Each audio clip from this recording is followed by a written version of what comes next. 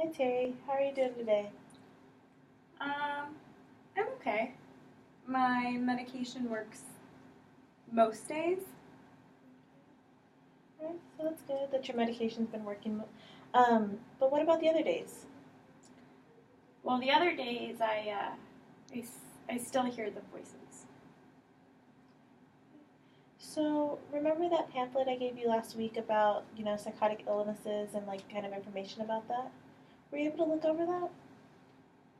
Yeah, I did read it, but I still had some concerns about it. And well, since I'm here, I don't have internet in my room, so I couldn't look those things up. Alright, well, we can definitely address some of those concerns that you have from the pamphlet and from the readings and stuff. Could you tell me a little bit about the concerns you were having? I can't stop the voices. I don't know how to control them. So, from what I hear you saying, you're just having like a difficult time like controlling like what the voices are telling you and just like kind of how to stop them, right? Okay. So, can you tell me about the last time you heard the voices? Yeah, I was in my room and the nurse came in to give me my meds, and suddenly I heard a voice tell me, grab that and stab her. Um, I didn't. Mm-hmm. I'm here. Okay. I didn't, but it was pretty frightening. I didn't know what to do. Yeah, I mean, that sounds pretty scary. And it's good that you're able to open up and talk about it. Are you hearing those voices right now? Uh, no, not right now. But I want to make them stop Okay. because they're making me feel funny, I guess. So, when they tell you to stab someone, how do you feel?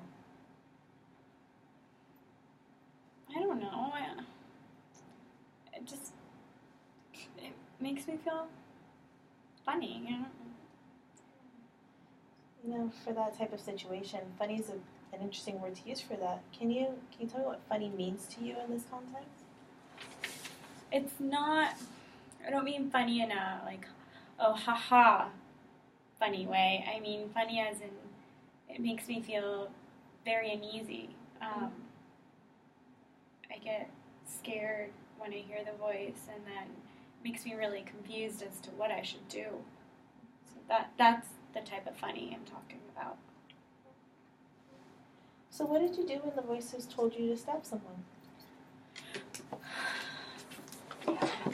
Um, well, I started pacing back and forth in the room, and thankfully the nurse left right away, but I couldn't stop pacing, and that's what I did. So, you were pacing. When you were pacing, like, what were you thinking about? I was thinking about the consequences of actually listening to the voice, or the consequences of not listening to the voice. I was afraid of both. I was very afraid of both. But I did think about the pros and cons. So, when you hear the voices, you feel scared and confused, kind of from what you're saying, because you don't know if you should obey the voices or not. Yes, I'm afraid of the consequences that the voice brings, of not listening to the voice or listening to the voice, those consequences. I see that you're kind of, shifting and becoming a little uneasy, and I'm going to ask you again, are you hearing the voices right now? Yes. Yes, and they're telling me to use your pen against you. Okay. Use this pen.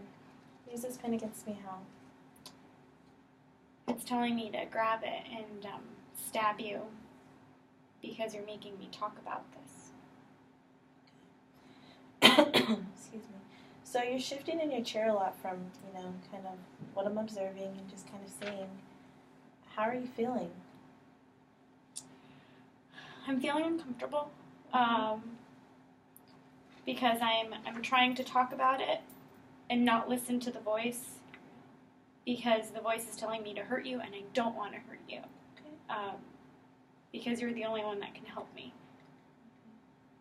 Yeah, so you're definitely weighing out the pros and cons of, if you were to hurt me, I wouldn't be able to help you again.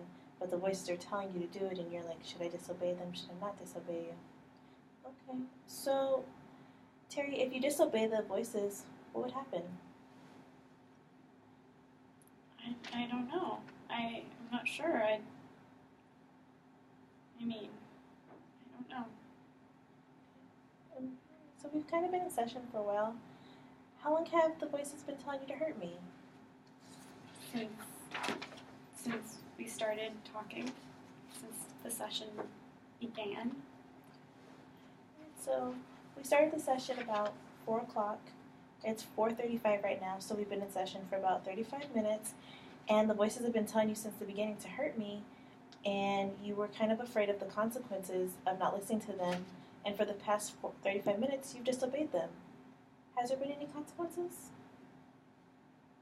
Well, no consequences yet. So for the past 45 minutes, what do you think has helped you disobey the voices that are telling you that to stab me with my own pen and to hurt me? Well, I've talked to you about it, and I think talking out loud about it is helping me control the voice. Okay. Yeah, I've never. I guess it's the talking of the situation is making me reflect on it at the same time and is suppressing the voice. Okay, good. So how does that make you feel? I don't feel as uneasy. I'm not confused anymore because I know that I shouldn't stab you, and I think I feel a little bit of relief. Good. So you've mentioned that talking out loud helps you to control the voices. In the past, what are some other things that you've done to, help you when you're hearing the voices? Well, with the nurse, I think that what helped me was that I got up and I started walking, and that physical movement of pacing just calmed me down and probably made those feelings subside. I like to sing a lot. I sing anything really, and usually that singing out loud will help the voice go away. What are some of your favorite songs that you like to sing? I really enjoy old school rap, so I sing Baby Got Back. Okay. The other patients seem to like it. Do they? Yeah. Do they start singing with you? Sometimes. And that makes the voice I don't even hear it anymore because I'm enjoying my time. Okay, good. Well, good. That's good that you're able to recognize that. So, how would you feel about maybe writing down some of your coping skills so that you can kind of take them with you, and if you start to hear the voices, you'll have these as a reference of things you can do to cope when you're hearing the voices. I like that idea. I think that could work. Okay. I have the coping cards right here. I know that you're, feeling kind of nervous about, with the pen and stuff. So would you like me to write down your coping skills and then I can give you the cards? Or do you feel comfortable taking the pen? No, I don't. I still don't think I should have the pen. So Okay. If you don't mind. All right. So what are some of the coping skills that you would like to place on these cards? Well, I guess we've talked about pacing. So okay. Physical movement. Okay. I like to sing, so writing down singing. Old school rap. Old school rap, yes. Okay. I like to read a lot.